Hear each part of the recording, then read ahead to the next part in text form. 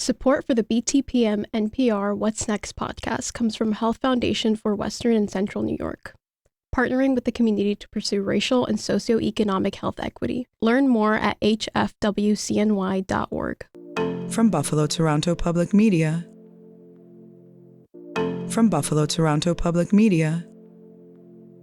This is What's Next, an hour dedicated to amplifying the voices of marginalized and underrepresented communities across Western New York and Southern Ontario. We cannot erase, we cannot reform, we cannot make things better if we're uncomfortable having tough conversations, Absolutely. if we're uncomfortable talking about race. What's Next carries forward our mission to engage in meaningful conversations about race, equity, and the shared concerns that deeply affect Buffalo's East Side and beyond. Don't stop. Make those families part of your life. Their lives are part of yours. Don't stop. Together, we dive into the real issues, striving for understanding, connection, and change. In the suburban area, everywhere, we must work and teach our children.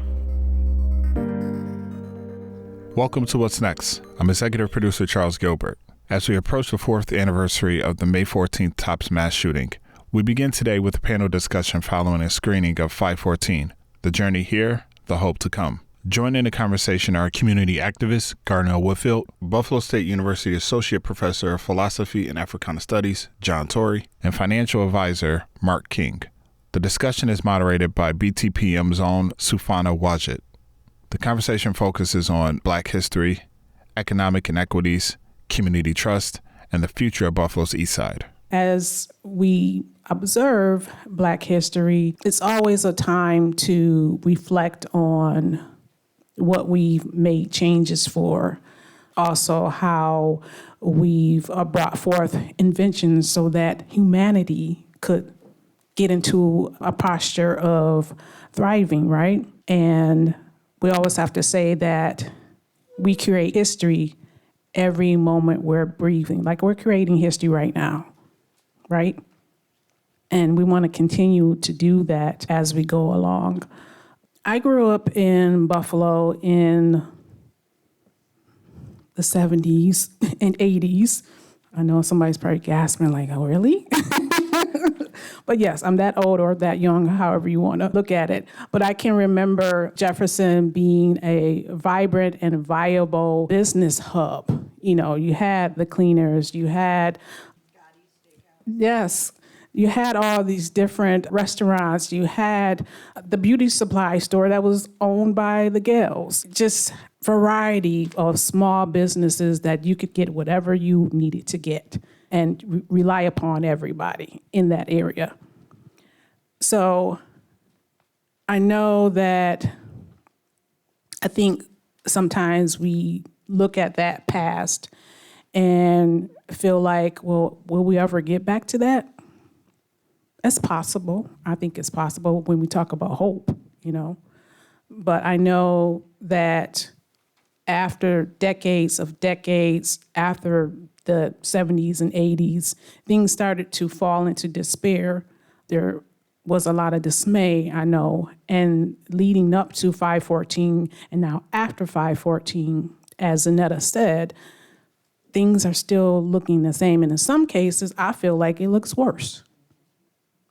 So with Buffalo receiving millions and millions of dollars after the massacre, as mentioned in the documentary, there's still several inequities that the East Side faces as the infrastructure of old homes, building facades, streets, and the fact there's still only one grocery store over there and a very small variety of small businesses.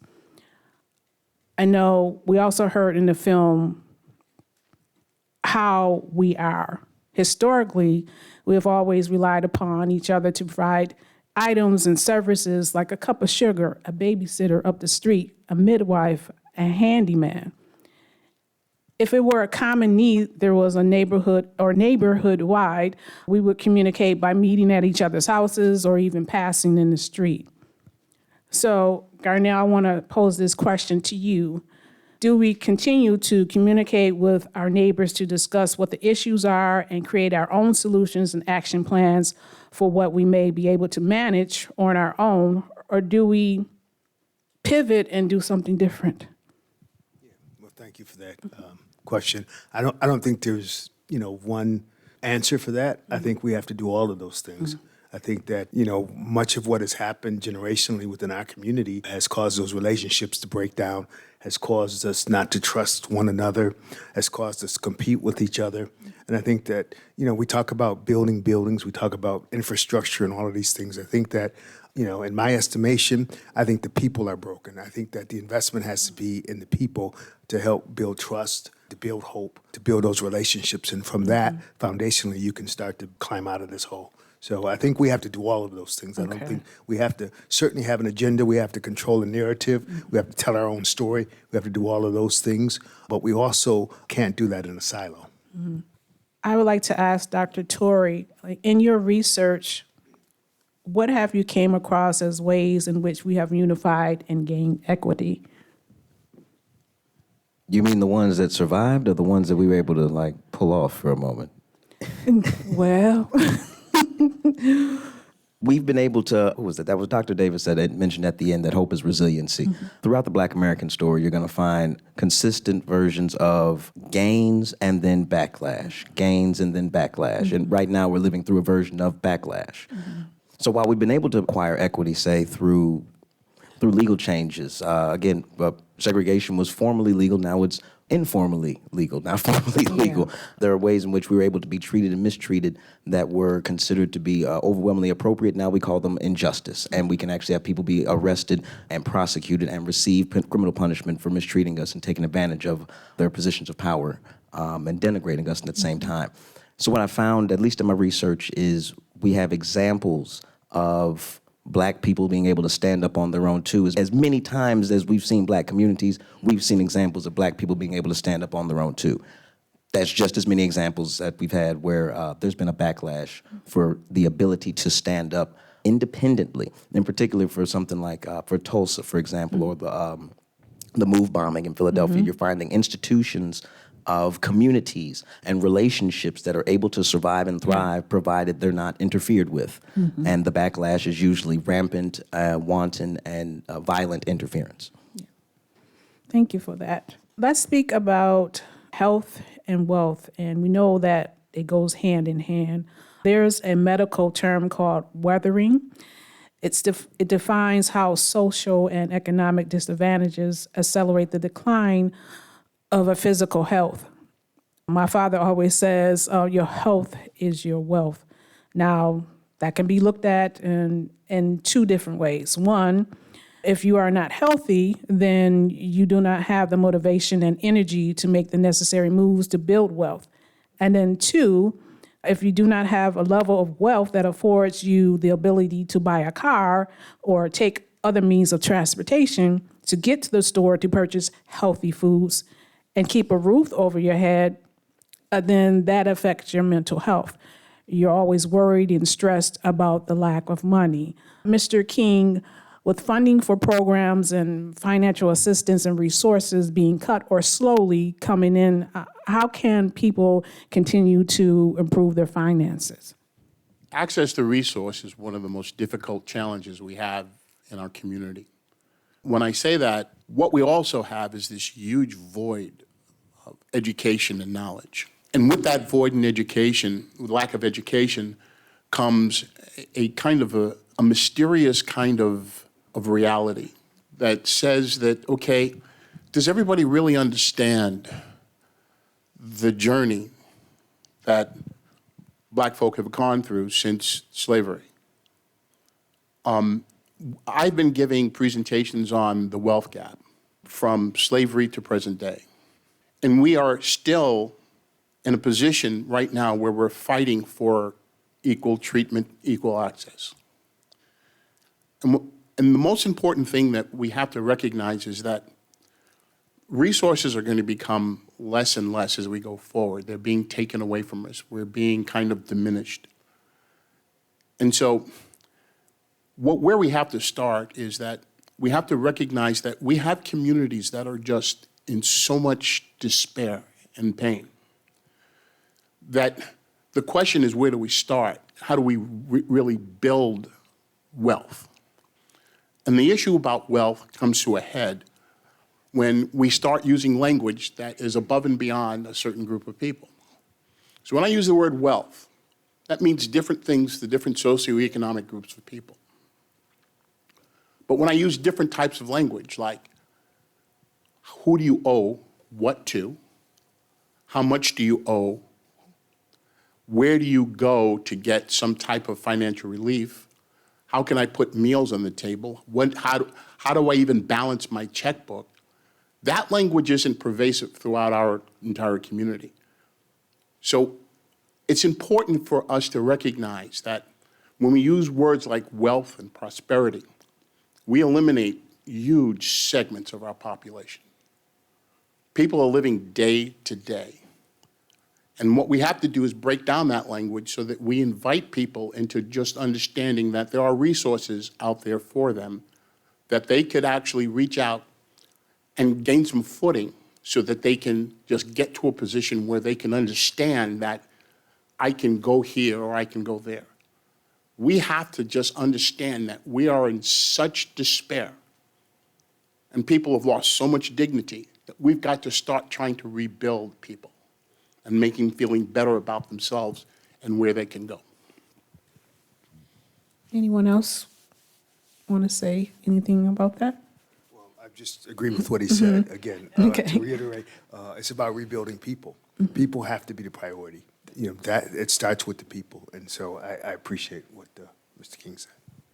It strikes me that infrastructure, community is itself an infrastructure that has to get built up. So we tend to think of infrastructure as roads, buildings, houses, public goods and services. That's a good point, yeah. We are the infrastructure that that builds up the infrastructure. And so if we're broken or we're destitute or we're in need, then our ability to create community is the ability to create an infrastructure upon which we can build for the better future we're trying to get.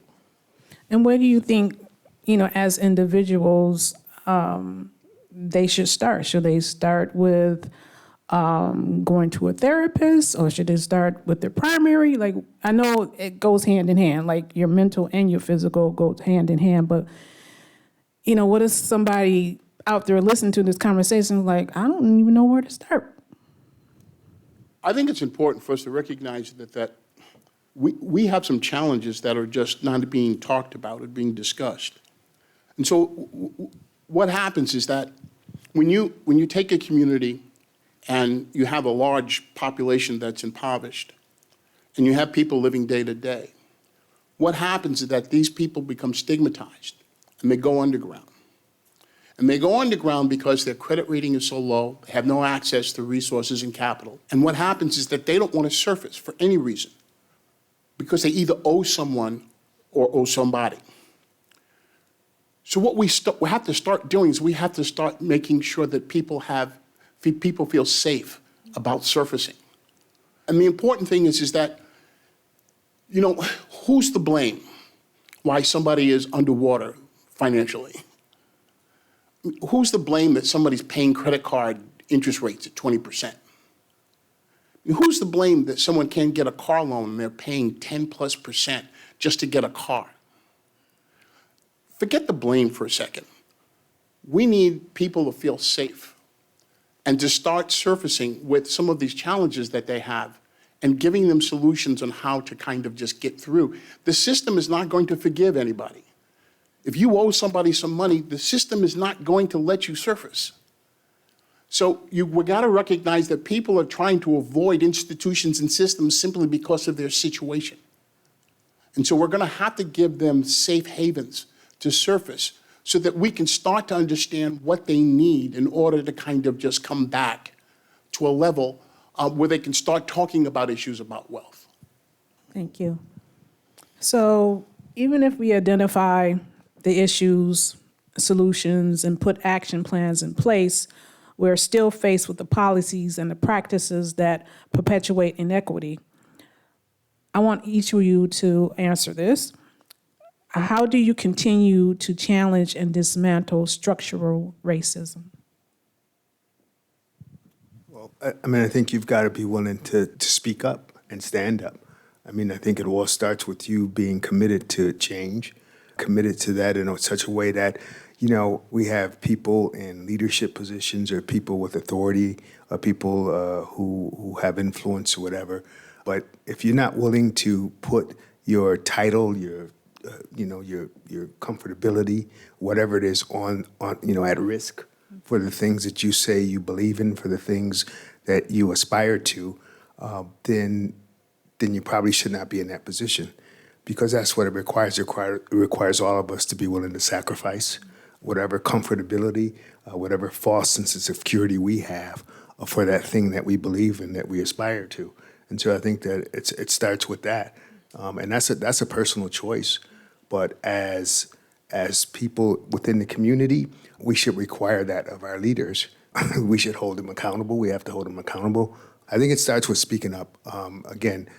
We talked about controlling the narrative and telling our story, and we have to be able to do that. We have to do it as intentionally as those who have subjugated us or kept us down. Okay. Dr. Torrey? We need to have a willingness to confront our ignorance. For many of us, a lot of the everyday experience of the average black person is something we don't fathom well enough unless we are already in it and we can't see anything other than it. Which means we have a lot of assumptions about how the world's working, about what fairness looks like, about who's getting what and who's supposed to get what. And a lot of that is born out of rampant ignorance that is supported by misinformation campaigns. It's supported by the ongoing backlash against black success and black excellence. It's supported by the centuries of narrative building about how black people aren't this, aren't that, can't be this, and won't be that. As a result, a lot of us, myself included, I'll admit, we've all got ignorance that we need to be willing to confront, because institutions are made up of individuals. There are individuals who carry on the cultures of those institutions. You also get a chance to change those cultures if you choose to confront the ignorance that we've all got. And it sounds harsh to say it, like, oh, I'm not that ignorant. But none of us are that ignorant, but we're ignorant enough that we have something that we need to confront to be able to be on the better side. If we want to be on the right side of history, we can't think we're on the right side of it now. There's today, as we sit here, there's a huge swath of our population where we're battling implicit and explicit bias. This is something that we've had research. The numbers are just staggering if you look at them. And this is bias toward people of color. That's what we're dealing with today. Not from slavery, not from Jim Crow, but today. With that existence comes a lot of inequities in terms of how we're treated or how we fare. Now, one of the things that we have to recognize is that awareness education, and this word ignorance is so important. We have to make sure that we put a full court press on education. Education is absolutely critical to our survival as a people. The family unit is a critical aspect of something we have to start rebuilding. We will not survive as a race unless we understand the importance of family. So that brings back some of the things we have to go back to basics on: spirituality, family, and education. And education becomes so critical because it's something we can do now. It's something we can work on now. And if we're having trouble as adults, let's see what we can do today about making sure that our kids are properly educated and aware of these pitfalls of explicit and implicit bias. Thank you. I would also like to add, we go back to how our elders took care of themselves health-wise. Yes, doctors are great. I will not, say that they're not, but we also have to go back to how did we take care of ourselves, mind, body, and spirit. How did they do that back then? Because that all goes together along with education and all of that. I oftentimes have attended panel discussions, and we have spirited discussions, and we have great dialogue, and sometimes we don't always have people give solutions and have action items to take away with them. And it doesn't have to be a heavy lift. So I would say ask each one of you to give an action item for those who are in the audience to take back to their communities that could be impactful. And it doesn't have to be anything a heavy lift, but just somewhere to start. I'll start. I think just as we are sharing this space and this time in this room, I think that this is where change begins. This is how change begins. It's a personal thing. It starts with talking to each other, seeing each other, hearing each other. And I think oftentimes we look for these sea changes, these big changes. We want something to happen because there's so much wrong in the world. So much wrong within our lives. We want it all changed, but we didn't get here overnight.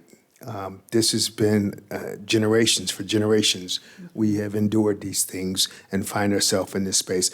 And I think that we have to be willing to commit to taking, whatever step we can in our own individual lives, around our dinner tables, within our, circle of friends and community, and have these very difficult discussions about, what's really going on, how we got here.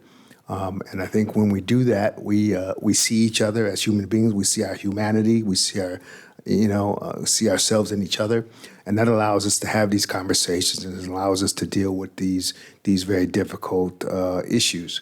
So I think we talked about hope. We are the hope. We are the change that we see. It is us. It's not something outside of us, some nefarious thing. It's not, the $150 million we talked about, all the money that's flowed into the East Side.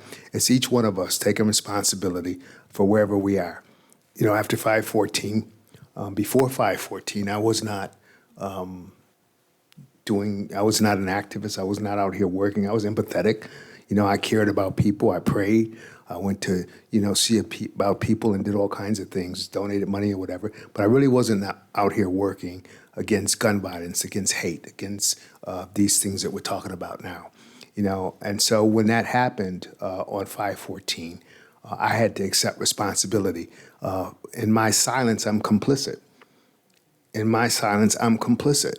And that's a hard thing for me to say. But I acknowledge that. And so I have committed and dedicated myself to speaking up and to being a part of the solution. And I think that's, and I hope that doesn't happen, things like this doesn't have to happen to other people for them to do that, for you to understand that in your silence, as good a person as you may be, you are complicit and you are part of the problem.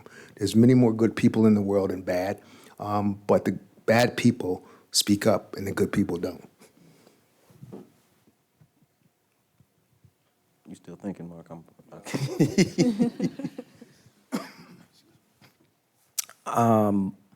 I suppose I'm supposed to give you all homework now. So there would be two things I would think of. On the first hand, it's double down on your own education.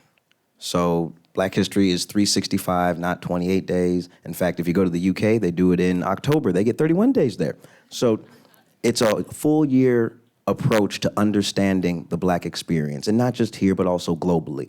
Take that as a responsibility. We're at the end of Black History Month. We got less than a week, basically. Use every day to learn something new about the Black experience, and then keep that same energy for the rest of the year. You may end up being surprised about what kind of respect and perspective you may have about what Blackness looks like, because we just haven't given ourselves the permission and the discipline with the time to continually invest in that kind of education about your neighbor, your friend, your partner, your business person, your coworker, your spouse, your community. On the other side to that, you better learn to get a sense of justice. You better learn to be brave. None of this happens without folks being willing to put some skin in the game, put their life on the line, see themselves as their neighbor, and go, if it's bad for them, it's bad for me. You better get a sense of justice, a strong sense of justice. And that will carry you to be braver than you think you ever can be, where you'll step in for people who can't do, and where you'll step in and you'll be the brave one to say, this can't happen in my community. Like we've seen in, say, Minneapolis. That's a strong sense of justice. This can't happen in my community.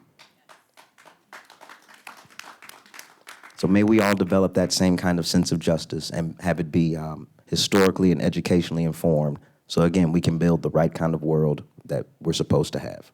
That's your homework. You need to email me when you get it done.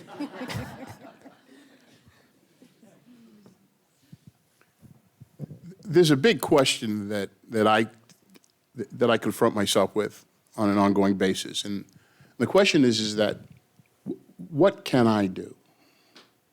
Just as an individual, what difference can I make? And I think it's important for everybody to kind of just ask themselves that question. Because what I've started to do over the last year is I've gone to the NAACP, we've gone through the Urban League, we've gone through Hispanic groups, we've gone through union groups, we've gone through DEI over at Citibank, and we've been making a presentation on the wealth gap.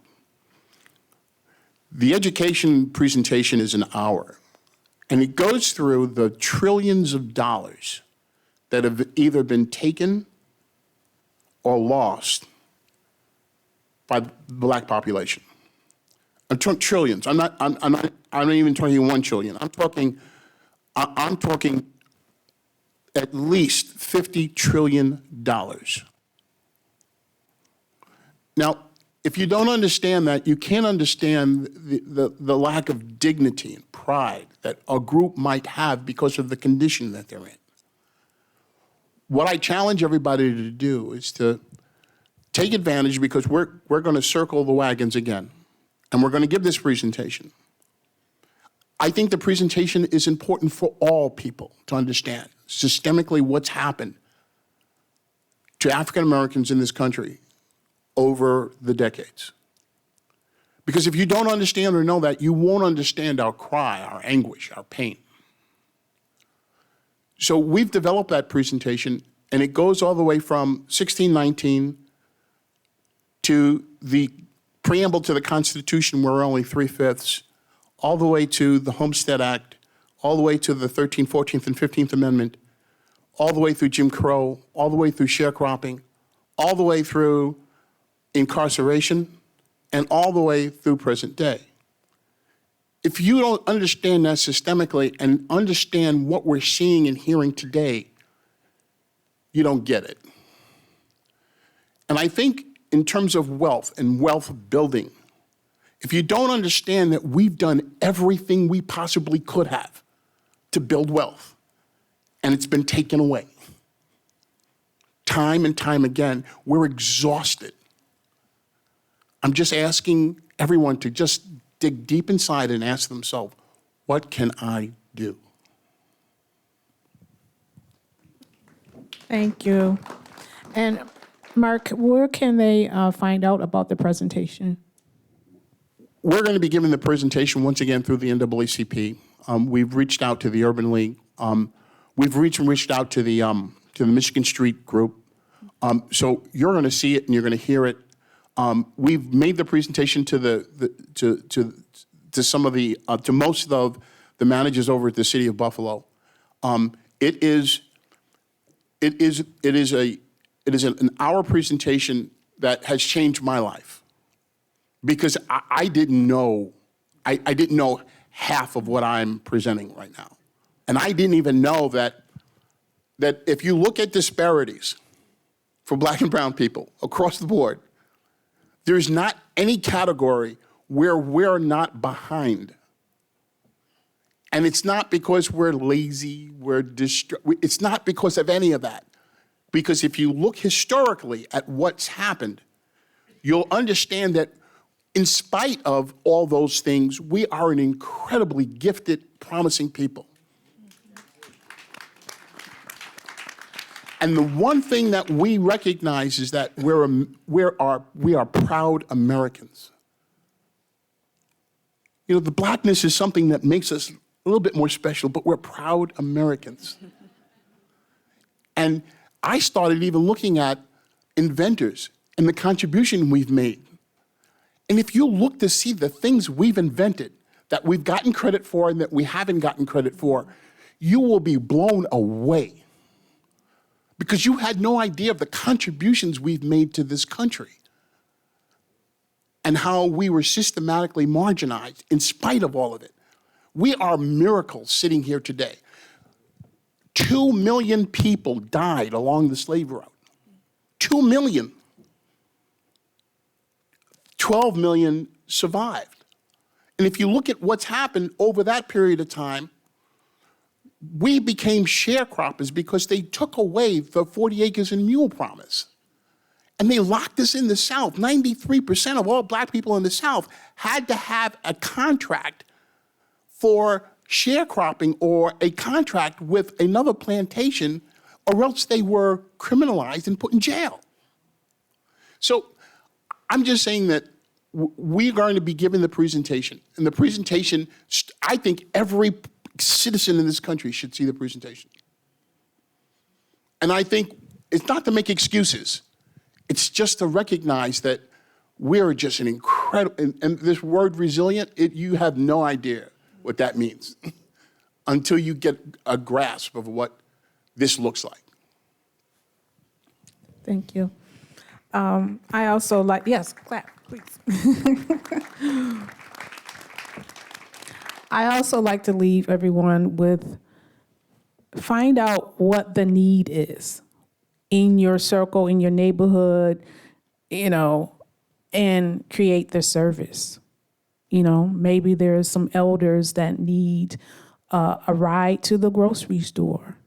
Maybe there's somebody that needs a ride to, their appointment or something like that. So to figure out what is the need and then create the service. When I was asked by Catherine, our director of programming, at first I was a little apprehensive because I'm usually the person sitting in the audience. But I thought this was a great opportunity for community to come together and hear what people had to say about where do we go from here. We do a lot of talking, but let's start putting some action, behind it. Now we turn to Jay Moran and Ijaz Cecile as they preview part 1 of our 3-part special, centered on the biggest question still asked 4 years later. What happened to the money promised to Buffalo's East Side? This is What's Next on Buffalo Toronto Public Media, NPR. I'm Jay Moran. Ijaz Cecile, our reporter here at Buffalo Toronto Public Media, has been following Where Did the Money Go? We're looking at pledges of millions of dollars to the East Side community in the wake of the 5/14 massacre of May 14th, 2022 on the Jefferson Avenue tops. They claimed 10 lives and traumatized an entire community. Ijaz, thanks for being with us. Thank you so much, Jay. Appreciate this. And I appreciate the work that you've been putting in on this because this is a long way to go. Let's talk about, I said millions. Can you give me specifics of what we're talking about that we've been able to identify as quote unquote pledges to the community? Yeah, so if you want it down to the penny, just what I've gotten based on press releases, news story, things that have happened from 5/14 to date, we're looking at $91,256,623.56.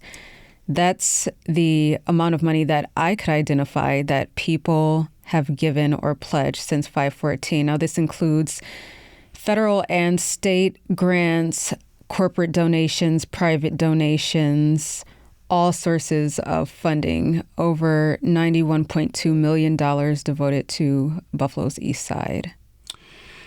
There are, like you said, there are government grants. There are also private foundation grants, private company grants.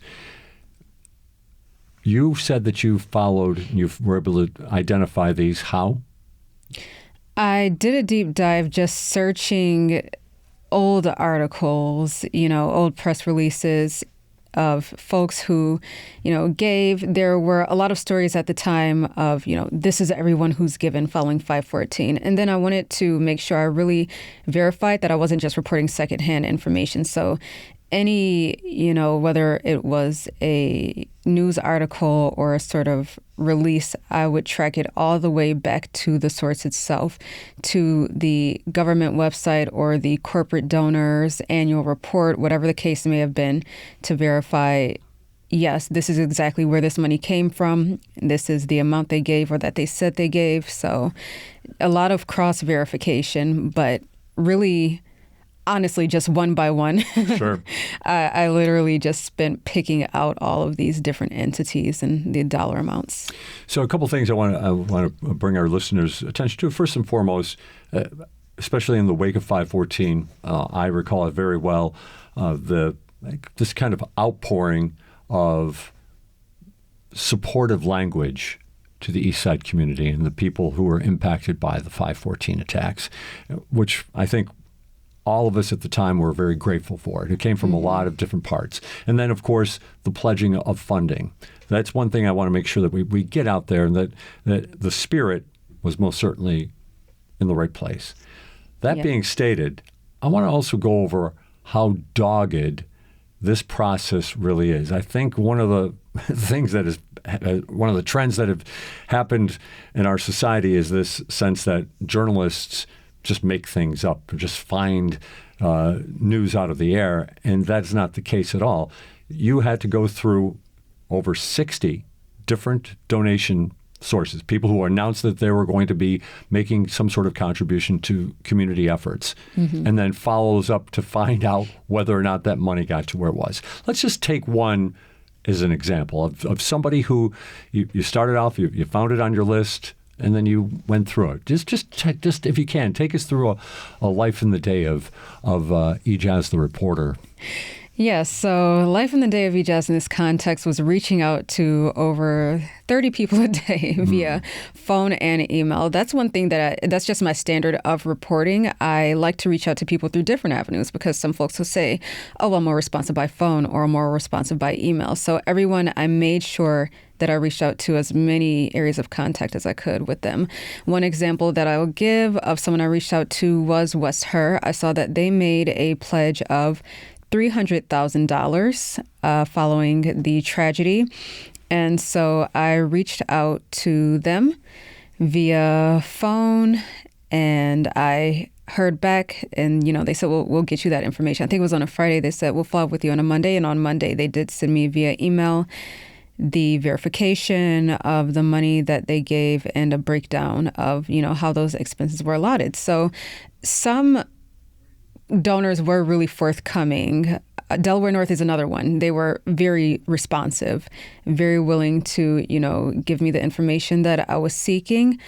Some organizations gave me a list of entities that their dollars went to. And, I asked, well, can you break down the amount of money and how much funds did you give to each of these entities? Sure. Some did. Like, for example, a $100,000 General Mill grant that was distributed through the United Way. United Way did provide me a breakdown with how much money they gave to each organization. Some donors were not as forthcoming. Not to throw anyone under the bus, but just to be completely transparent here, because that is the point of this entire project, transparency. I reached out to the Key Bank Foundation. They pledged $250,000 plus a 2-to-1 employee match. So employees were contributing as well? Yes. Okay. Yes, they were. And they did give me a list of 11 different entities that they gave the money to. I said, oh, this is great. Thank you. Now, would you mind giving me a breakdown of how much money you gave to each of these different entities? And they declined to do that. So I don't know what the intention was there. That's not to accuse that they didn't give what they said they actually give. I'm not making any sort of assumptions here, but it's just been interesting going through this process, seeing what some folks were willing to share and what some weren't. And it just makes me dig a little deeper. We're really trying to track down this money to the penny, down to those 56 cents, not just accounting for the $91.2 million. So trying to find out, where the money goes as far as possible. It's been a process. Yeah, so we don't know why they wouldn't necessarily want to give those dollar amounts.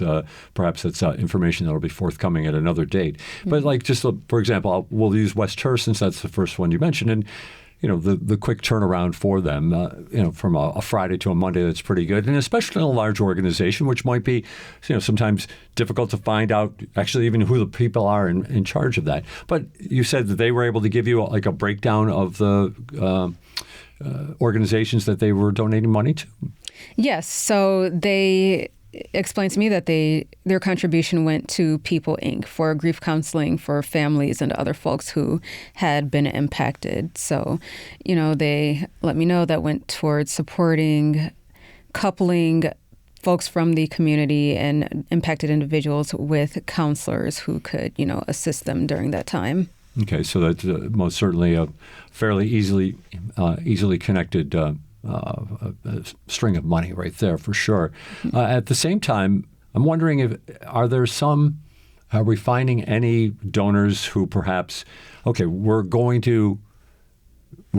pledging money to support the victims during this trying time, and maybe these are organizations that are already committing to supporting organizations in the community, and perhaps maybe just through a little spin control, so to speak. I want to be careful how much I'm accusing. I don't want to sound like I'm accusing anybody, but just the idea that, we're already spending thousands of dollars supporting this organization, and we're just putting it under the guise of 514. You finding anything like that? I have run into that in a couple of instances. One that I will bring up is the Buffalo Bills Foundation. Okay. They released a sort of PR article through their site on May 14th, 2024. So it was under the guise of, how the Bills are continuing to give back on the second anniversary of the 514 tragedy. And one of those items was a pledge of over $270,000 over 3 years to Cornell Institute's Buffalo Healthy Community Store initiative. Okay. So I emailed them just to ask, I saw you got this pledge. Was there any more funding that you received in relation to 514? And I received a response from the coordinator. She said, I'm sorry, you're mistaken. That we didn't receive this money in relation to 514. We applied through the foundation's standard grant process, and this supported work that we'd already been doing since our inception. So I'm still waiting to hear back from the Bills, but it was framed in that article along with a couple of other entities that they gave to as we're doing this as a result of 514 to honor the community. But it seems to be something that they already had in place. And I've seen that pop up a couple of little places, and it's, for lack of a better term, gives me kind of an icky feeling because it's almost, I don't want to say capitalizing, but you're framing this within the context of something horrible that's happened for this community. And as you said earlier, it is a great thing, and these are great contributions. The spirit is correct. Yes, the spirit is correct. But to say, we're doing this to honor what happened this day, but it's something you already had in the works, I think it's kind of misleading. We are talking with Ijaz Jasil, my colleague here at Buffalo Toronto Public Media. Her series that she's been working on, we're going to be hearing more from coming up on our anniversary show of What's Next. Where did the money go? Looking at where funds pledged to Buffalo's East Side community in the aftermath of the 514 attacks in 2022. Where has that money gone? Where is it right now? I'll point one out that I'll cut my eye right off. It was a grant from the Department of Justice for, I got your spreadsheet in front of me, almost $144,000. And this ended up, it was supposed to reduce gun violence in the city of Buffalo, and ended up at Rochester Institute of Technology.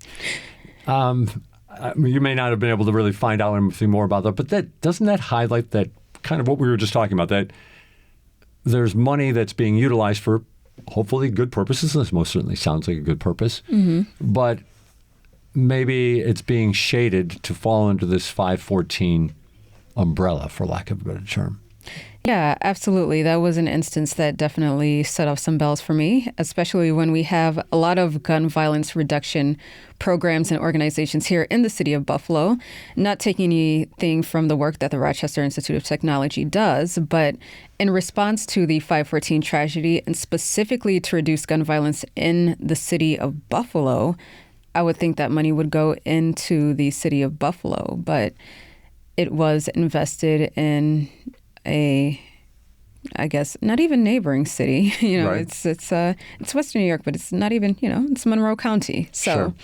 Yeah, there were, even with the government's, sense of giving, there was some of that where it's like, okay, we're allocating money in the name of 514, but we're throwing it all the way over here. And it's like, well, what's the intention really? What's the intention and who's it really for? Right. So in one of those kind of confusing gray areas that, unfortunately, that may not come to light, at least in the waking hours that you have to continue to research this, Jazz. Yeah.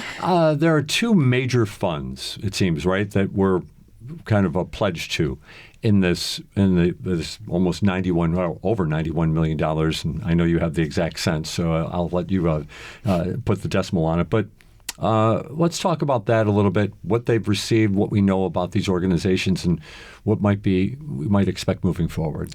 Yes. So the two main funds that were really born out of this tragedy were the Buffalo 514 Survivors Fund and the Buffalo Together Community Response Fund, which they've let me know is just now called Buffalo Together. Okay. All right. So the Buffalo 514 Survivors Fund was an endeavor through the National Compassion Fund, which this is a national nonprofit that handles cities, that has, dealt with gun violence, mass shootings, helping the victims, the communities during this time. The fund was created with $500,000 in seed money given by Tops Family Markets. And ultimately, over $6.4 million was raised for that fund, and 100% of proceeds were to go to victims, families of victims, and survivors. Specifically? Yes. $6.4 million. So families of victims, survivors. Yes. Okay. So there must be, what's the word I'm looking for, requirements, for lack of a better term, guidelines, protocols Yes. for who would fall under those categories. Yes. So there were, I believe, 4 different categories. The first was to be a family member of someone who was deceased. The second was someone who was physically hurt, whether they were shot, hit by shrapnel, something of that nature. And the third was someone who endured psychological damage. I apologize if I'm missing up the third and the fourth, but Sure. there was a class for the trauma of the event. Yeah, like them. someone who witnessed it, whether inside the store or within like a certain amount of feet from the parking lot. And then there was also a level of compensation for employees of that Tops Market who were not there that day, but who still worked there. Okay. And yes, they came out. The National Compassion Fund came out with a map during this time, which literally had the area circled. You had to be within this vicinity to, be compensated. So very specific. Yes, very specific. And they worked with the FBI, DA, local law enforcement to verify who was there that day. Okay. So we know they had some fairly stringent requirements. At the same time, were there perhaps omissions from these beneficiaries that stood out to you? I actually did find a couple of omissions. I met a wonderful woman who lives on the east side of Buffalo. Her name is Dolores Jackson. She was actually parked next to Peyton Gendron. She, of course, obviously did not know at the time who she was parking next to or what was about to happen, but her car wound up getting hit and damaged by gunfire. She was in the freezer while the shooting was going on inside the Tops. And, despite being a witness and being in the store, she was told in, what she described the 11th hour that she was not eligible for compensation. Same for a gentleman who lives on the east side named Grady Lewis. He witnessed the shooting from the parking lot. He also encountered the man who, committed out the heinous act the day before and had a conversation with him. Of course, again, not knowing who he was. Both have had financial loss. They've had, psychological damage, trauma that they're still trying to get over. And both of them tell me they still received notices from the FBI about where, when court appearances are going to happen. And so they're verified, by the FBI and by local law enforcement as having been there. But they were both told, I saw their letters, the rejection letters from the National Compassion Fund, that law enforcement could not verify that they were there. And so they were denied those funds. I hope everybody who's listening today can appreciate what I'm appreciating is the level of competence that is going into this investigation by Ijaz Jasil on where did the money go. I know there's a lot more to get into, and obviously we're going to have a special program coming up on What's Next about this. But I'm also curious, as you were talking about Grady and Dolores, members of the community. Yes. Inside that circle, around that store. Yes. Can you share with me between the conversations that you had, whether it was with the sources about this money or just other conversations throughout your endeavors, well, what that community is still feeling 4 years later? It's going to be 4 years on Thursday. What is the sense that you get from people in the community? I think the thing that probably hit me hardest was that there is a general consensus of people who live in the community. And it's that it's not that things have gotten better or that things have remained the same since 514. Everyone says that things have gotten worse. Worse. And they say that for different reasons. Grady, for example, said it's worse because, a lot of people, especially elderly people who live in the area, are not comfortable even coming outside anymore. A lot of people are dealing with trauma, with, just the psychological damage. Like he said, something he contends with, even if he doesn't want to think about it, the first thing he sees when he steps out on his front porch is that Tops Market. Couldn't avoid it if he tried. And I'm finding, a lot of people that I've spoken to have said any mental health counseling I've gotten, it's been, through my own resources. There are millions of dollars in government funding, and even some corporate donors gave to counseling, grief counseling, mental health resources. But people say, I've been to the centers where they say they were supposed to provide these services, and no one said they were able to help me. So there's been some of that. I spoke with Mark Talley, who, is the mother of one of the 10 victims, Geraldine Talley. And he told me he feels like it's gotten worse over there because a lot of people used 514 almost to self-promote, whether it was to gain money or to gain recognition of some sort for whatever endeavor that they had going on. It's like people, ever since the tragedy, they'll show up. It'll be a big hurrah on Jefferson Avenue, 514.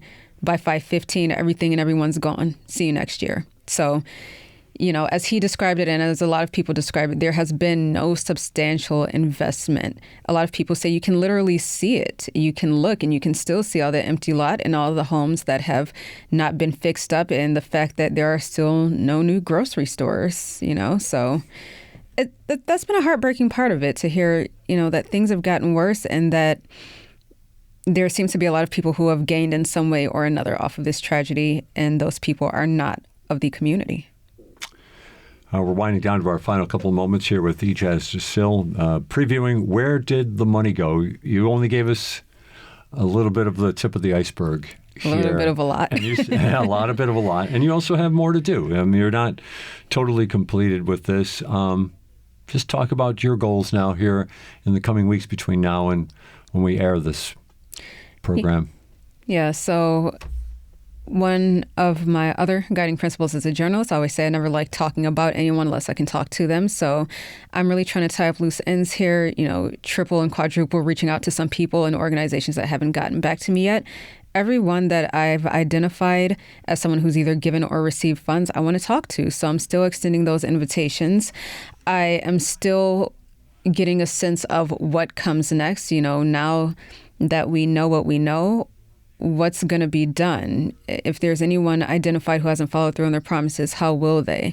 And what are these citizens going to do? There are ideas that people have thrown out about, how they can demand accountability. A couple of folks even mentioned there is, they're going to reach out to some higher agencies of government to take some action. So it's really just now piecing this together and figuring out what moving forward from here looks like, both in terms of, us putting together this show, but then also the entire community, what the city of Buffalo is going to do about what has been done or not been done for the east side of Buffalo and for the Black community, which is very intentional to say that because 514 was not something that happened to Buffalo, it happened to the Black community, and it's not the Black community that made it that way, it's the shooter that made it that way. So that's another part of it, not to dig too deep, but in addition to the money, also just that sort of acknowledgement. A lot of people from the community tell me they feel is missing as well. So this project is really going to be us doing that. I appreciate you couldn't have spoken any more eloquently about that last sentiment, and I appreciate you saying so. Absolutely.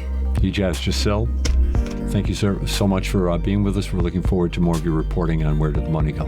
Likewise. Thank you, Jay. Appreciate you. This is What's Next on Buffalo Toronto Public Media, NPR.